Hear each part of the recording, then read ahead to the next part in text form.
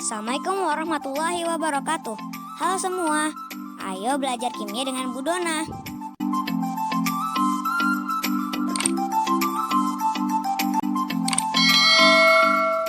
Oke, bertemu lagi pada video pembelajaran kimia.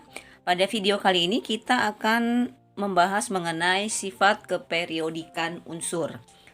Kita lihat dulu apa itu kemiripan sifat unsur. Unsur dalam golongan yang sama atau dalam satu golongan akan mempunyai sifat yang sama. Kemudian, unsur dalam golongan yang sama juga memiliki elektron valensi yang sama. Nah, elektron valensi belum kita bahas sekalian di sini. Bagaimana menghitung elektron valensi? Caranya sama dengan menentukan golongan. Jadi menghitung elektron valensi sama dengan menentukan golongan. Jadi lihat siapa terakhir. Kalau di S berarti elektron pada S, itulah elektron valensi. Kalau terakhir di P temannya si S, jumlahkan elektron di S dan P, itulah elektron valensi. Kalau terakhir di D, maka jumlahkan elektron pada S dan D, itulah elektron valensi. Jadi caranya sama persis seperti kita menentukan golongan. Langsung ke contoh 6X, ini dia konfigurasinya sudah dibuat, 1S2, 2S2, 2P2. Lihat terakhirnya di P, maka elektron valensi sama dengan jumlah elektron S tambah P. Jadi EV-nya 2 tambah 2 sama dengan 4. Golongannya adalah golongan 4A. Jadi sama caranya. Kemudian yang kedua 11X, kita buat konfigurasinya. Ini 1S2, 2S2, ya kan? Baru 4. 2P6 sudah 10, karena 11 berarti tinggal satu lagi, 3S1. Lihat elektron terakhirnya di mana? Ya, di S. Kalau elektron terakhir di S, maka elektron valensi sama dengan elektron di S-nya. Elektron di S ada berapa ini? 1, berarti EV-nya sama dengan 1. Golongannya berapa ini? 1A. Ingat, sama dengan elektron valensi 1. Kenapa A? Karena terakhir di S. Ini periodenya berapa? Kita langsung tentukan periodenya. Periode adalah angka kulit terbesar. Ada angka 1, ada angka 2 kulitnya. Berarti yang terbesar adalah 2. Kalau ini ada angka 1, 2, 3. Ini ya, yang kulit. Berarti kulit terbesarnya adalah 3. Berarti periode adalah periode 3. Ya. Kemudian kita lanjut ke contoh soal selanjutnya, 22X. Kita buat konfigurasinya. 1S2, 2S2, 2P6, 3S2. Sudah 12 ini ya. 3P6 18, 4S2 20, karena 22 berarti sisa 2 lagi. Oke. Lihat siapa terakhir? D. Berarti kalau terakhir di D temennya si S. Jumlahkan elektronnya, itulah dia elektron valensinya. Ini dia. Terakhir di D, maka elektron valensi sama dengan elektron S tambah D. Berarti elektron valensinya EV ya, Ibu sebut 2 tambah 2 sama dengan 4. Nah, golongan berapa ini? Golongan 4B. Kenapa 4B? Karena terakhir di D. Periodenya periode berapa? Lihat nilai kulit terbesar, ada kulit 1, 2, 3, 4. Berarti kulit terbesarnya 4, berarti periode 4. Jadi unsur dalam satu golongan memiliki elektron valensi yang sama dan memiliki sifat yang sama. Contohnya bagaimana? Golongan 1A, ini dia, terdiri dari hidrogen, litium, natrium, kalium, rubidium, cesium, dan fransium. Golongan 1A ini memiliki sifat yang sama. Mereka semua memiliki elektron valensi sama. Konfigurasinya pun hampir sama. Semuanya terakhir di S1. Ya. Nah, mereka ini yang ada di golongan 1A memiliki sifat yang sama, yaitu apa? Sifat mereka ini adalah termasuk unsur yang sangat reaktif. Kemudian mereka juga termasuk unsur logam, mudah melepaskan elektron. Jadi sifatnya sama. Litium, natrium sifatnya sama, sangat reaktif. Jadi itu maksudnya unsur yang dalam satu golongan memiliki sifat yang sama. Nah, sekarang kita lihat unsur yang terletak dalam satu periode. Bagaimana yang dalam satu periode? Dari kiri ke kanan, konfigurasinya berubah secara teratur ya. Sehingga nanti sifat unsurnya pun akan berubah secara teratur. Contohnya saja kita ambil di periode ketiga. Ini dia, periode ketiga. Ada natrium, magnesium, sampai argon. Kita lihat di sana. sifat unsurnya berubah secara teratur. Natrium, magnesium, dan aluminium. Aluminium ini bersifat logam. Ini dia. Dari warna kan terlihat biru logam, orange metal logam, kuning non logam. Kemudian sampai silikon dia bersifat metaloid. Jadi dia bersifat logam dan non logam. Kemudian setelah itu setelah silikon mulai dari fosfor sampai argon bersifat non logam. Jadi sifatnya berubah secara teratur karena konfigurasinya pun berubah secara teratur. Sekarang kita lihat secara umum beberapa sifat periodik bagaimana dalam satu golongan dalam satu periode. Yang pertama, ini dia sifat periodik, ada energi ionisasi, afinitas, kemudian ada elektronegatifan, kemudian ada asam oksi, kemudian oksidator. Nah, ini untuk sifat keperiodikan yang awalannya huruf vokal untuk mudah menghafal ya. Maka kecenderungan sifatnya yang lurus ini yang di atas ini dalam satu periode ya, dari kiri ke kanan, maka sifat keperiodikannya akan semakin membesar. Energi ionisasi dari kiri ke kanan semakin besar, dan semakin ke bawah dalam satu golongan dari atas ke bawah sifat keperiodikannya semakin kecil. Nah, itu dia. Ini untuk sifat periodik yang awalannya huruf vokal, itu hanya untuk menghafal saja, yaitu ini dia sifat-sifatnya. Kemudian bagaimana dengan sifat yang lain, yaitu jari-jari atom, sifat logam dan reduktor, kemudian basa. Kebalikan dari yang vokal, ini adalah kalau ibu menghafalnya adalah awalan huruf konsonan. Jari-jari atom, sifat logam, reduktor, dan sifat basa. Dari kiri ke kanan dalam satu periode, lihat tanda panahnya dari kiri ke kanan dalam satu periode, itu sifatnya semakin kecil. Ini dia, makin kecil. Sedangkan dari atas ke bawah, semakin ke bawah, sifat periodiknya semakin membesar. Hafal saja salah satu, hafal saja yang vokal. Kalau vokal, ini dia, kalian hafal dari kiri ke kanan makin besar, dari atas ke bawah semakin kecil sifatnya. Berarti yang awalan konsonan, huruf konsonan itu kebalikannya. Ya, nah yang akan kita bahas tidak semuanya, hanya energi ionisasi yang akan kita bahas. Ini dia, kemudian afinitas, elektronegatifan, kemudian jari-jari atom yang akan kita bahas satu persatu, hanya 4 itu saja. Oke, contoh kita ambil saja jari-jari atom, sifat periodik jari-jari atom. Kita lihat dari kiri ke kanan, jari-jari atom bagaimana? Makin kecil. Kita lihat dalam satu periode, misalnya periode 3. Ini dia, dari Na sampai ke Ar, sifat jari-jari atomnya semakin kecil. Berarti yang paling kanan ini jari-jarinya yang paling kecil. Na jari-jarinya lebih besar dibandingkan Cl. Ya, jadi semakin ke kanan sifatnya semakin kecil. Nah, itu maksud dari sifat keperiodikan unsur. Sekarang kita lihat satu-satu, yaitu jari-jari atom. Yang pertama, apa itu jari-jari atom? Yaitu jarak antara inti atom dengan elektron kulit terluar. Contohnya ini Li. Mana yang jari-jari ini? Dari inti atom sampai elektron kulit terluarnya. Itulah yang disebut dengan jari-jari. Kita ambil contoh dalam satu golongan. Ibu ambil 3 Li dan 11 Na. Ini termasuk ke dalam golongan 1A.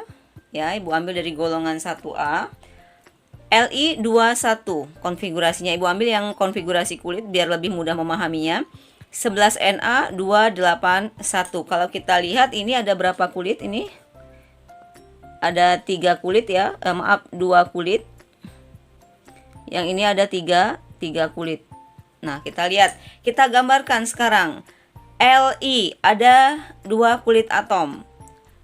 Inti atom, kulit pertama, kulit kedua. Kemudian Na 281 ada 3 kulit atom. Inti atom, kulit pertama, kulit kedua, kulit ketiga. Kalau kita lihat dari gambar, maka jelas terlihat jari-jari Li ini lebih kecil daripada jari-jari Na, atau jari-jari Na lebih besar dari jari-jari Li. Kenapa sebabnya? Karena jumlah kulit Li itu lebih sedikit dibandingkan jumlah kulit dari Na. Semakin banyak kulit maka semakin besar jari-jari atomnya. Jadi kesimpulannya, jari-jari Na lebih besar dari Li karena jumlah kulit Na lebih banyak dibandingkan kulit Li. Sehingga kita simpulkan dalam satu golongan dari atas ke bawah atau semakin ke bawah, jari-jari atom akan semakin besar karena jumlah kulitnya akan semakin bertambah. Inilah penjelasan dari sifat periodik jari-jari atom. Sekarang kita akan melihat sifat jari-jari atom dalam satu periode. Contoh, Ibu ambil periode ketiga, ada unsur Na dan Mg. Na nomor atom 11 281, kemudian Mg 282. Kalau kita perhatikan antara Na dan Mg ini jumlah kulitnya sama. Tetapi kenapa jari-jari periodenya itu tidak berubah dari kiri ke kanan? Apa yang menyebabkan perubahan tersebut? Sekarang kita lihat untuk unsur dalam satu periode, unsur yang mempengaruhi jari-jari adalah bukan kulitnya, tetapi besar kecilnya muatan inti atom. Ingat materi kita sebelumnya, muatan inti atom itu ada proton dan neutron. Inti atom bermuatan positif, sehingga muatan inti atom itu dinyatakan dengan jumlah proton. Jumlah proton itu dinyatakan dengan nomor atom. Jadi kalau kita lihat dari kiri ke kanan, nomor atom dalam satu periode itu terus bertambah. Sekarang kita lihat alasannya mengapa terjadi perbedaan jari-jari atom dari kiri ke kanan. Kalau kita lihat Na nomor atom 11, maka jumlah proton dalam inti ada 11, sedangkan Mg nomor atom 12 berarti jumlah proton dalam inti atomnya ada 12. Jadi muatan Mg itu lebih besar dibandingkan muatan dari Na, ya. Sekarang kita lihat gambarnya, ini sudah Ibu buatkan. Jadi antara muatan inti atom ini bermuatan positif ya, sedangkan elektron itu bermuatan negatif ya. Berarti antara muatan inti atom yang bermuatan positif akan terjadi tarik-menarik dengan elektron pada kulit terluarnya. Semakin besar muatan inti atom, maka elektron akan semakin tertarik ke inti atom, sehingga jarak antara inti dengan elektron kulit terluar akan semakin pendek. Nah, sekarang kita lihat pada Na dan Mg. Na muatannya jumlah protonnya 11, sedangkan Mg 12. Berarti yang lebih besar muatan inti atomnya adalah Mg. Artinya gaya tarik-menarik antara inti atom dengan elektron terluar lebih kuat Mg dibandingkan Na karena muatan inti atomnya lebih besar. Sehingga apa? Sehingga nanti elektron pada kulit terluar pada atom akan lebih tertarik ke inti atom, sehingga jari-jarinya akan lebih pendek dibandingkan Na yang gaya tarik-menarik inti dengan elektron kulit terluarnya lebih lemah. Jadi kesimpulannya, semakin besar muatan inti atom, maka akan semakin kuat gaya tarik inti terhadap elektron kulit terluar. Sehingga menyebabkan apa? Elektron terluar akan lebih mendekat ke inti. Akibatnya jari-jari akan semakin kecil. Jadi untuk jari-jari atom dalam satu golongan dari atas ke bawah, jari-jari semakin besar, sedangkan dalam satu periode dari kiri ke kanan, jari-jari semakin kecil. Sekarang kita lihat sifat yang kedua, yaitu energi ionisasi. Kita lihat di awal sudah Ibu jelaskan kecenderungannya, sifat keperiodikan dari energi ionisasi ini dia. Dari atas ke bawah semakin kecil, dari kiri ke kanan semakin besar. Kalau dari kiri ke kanan jelas dalam satu periode ya, dari atas ke bawah itu berarti dalam satu golongan. Nah, sekarang kita akan lihat kenapa energi ionisasi ini dari kiri ke kanan atau dari atas ke bawah semakin kecil atau semakin besar. Kita lihat pengertiannya. Energi ionisasi itu adalah energi yang dibutuhkan suatu atom atau unsur yang berwujud gas untuk melepaskan elektron pada kulit terluar. Jadi energi ionisasi ini nanti berhubungan dengan jari-jari atom. Kita sudah bahas sebelumnya. Jadi hubungannya dengan energi ionisasi, semakin besar jari-jari atom, maka akan semakin jauh jarak elektron terluarnya. Ya, maka semakin jauh jarak elektron terluar ke inti. Akibatnya apa? Gaya tarik inti akan semakin lemah karena jarak elektron ke intinya semakin jauh tadi, sehingga gaya tarik inti semakin lemah, sehingga elektron terluar akan mudah lepas. Karena dia mudah lepas, maka kita tidak membutuhkan energi yang besar untuk melepaskan elektron terluar tersebut. Itu artinya energi ionisasinya kecil, karena EI tadi adalah energi yang dibutuhkan untuk melepaskan elektron. Kalau elektronnya jaraknya jauh dari inti, maka dia mudah lepas, sehingga kita tidak butuh energi yang besar untuk melepaskan elektron tersebut. Ini dia. Sehingga kalau kita hubungkan EI kecil, maka elektron mudah lepas atau mudah melepaskan elektron. Kalau EI besar, maka sukar melepaskan elektron. Kita ambil saja contohnya ini, Na jari-jarinya lebih besar dari Mg, maka nanti gaya tarik menarik antara inti dengan elektron terluar dari Na ini akan lebih lemah dibandingkan Mg yang jaraknya lebih dekat. Yang mana yang mudah lepas? Ya, elektron terluar pada Na karena jaraknya yang lebih jauh, sehingga gaya tarik intinya lemah. Ini mudah lepas. Karena dia mudah lepas elektronnya, maka kita tidak butuh energi yang besar untuk melepaskan elektron ini, artinya EI-nya kecil. Nah, sekarang kita lihat dalam satu golongan dan dalam satu periode. Dari atas ke bawah, ini dia tadi jari-jari, dari atas ke bawah, jari-jari kan semakin besar. Kalau jari-jari semakin besar, maka seperti yang Ibu jelaskan tadi, gaya tarik inti ke elektron terluar lemah. Karena dia lemah gaya tarik menariknya, maka elektron terluar tadi akan mudah lepas, sehingga EI akan semakin kecil. Ingat, kalau mudah lepas, EI kecil. Kalau sukar lepas elektronnya, EI-nya besar. Nah, ini kecenderungan dalam satu golongan. Sekarang dalam satu periode. Dari kiri ke kanan, ini dia dalam satu periode, jari-jarinya semakin kecil. Kalau jari-jari semakin kecil, maka jarak elektron ke inti itu semakin pendek. Sehingga gaya tarik inti ke elektron terluar itu akan semakin kuat. Kalau gaya tarik inti ke elektron kuat, maka elektron yang terluar ini akan sukar lepas. Maka elektron terluar ini akan sukar lepas seperti ini. Jaraknya lebih pendek dibandingkan dibandingkan Na. Maka elektron ini akan sukar lepas karena gaya tarik menarik inti dengan elektronnya lebih kuat dibandingkan Na. Sehingga kalau dia lebih kuat gaya tarik menarik intinya, gaya tarik menarik inti dengan elektron terluar, maka elektronnya akan sukar lepas. Kalau elektron sukar lepas, maka kita butuh energi yang besar untuk melepaskan elektron ini. Artinya EI-nya akan semakin besar, sehingga EI-nya akan semakin besar. Nah, itu hubungan energi ionisasi dengan jari-jari atom dalam satu periode.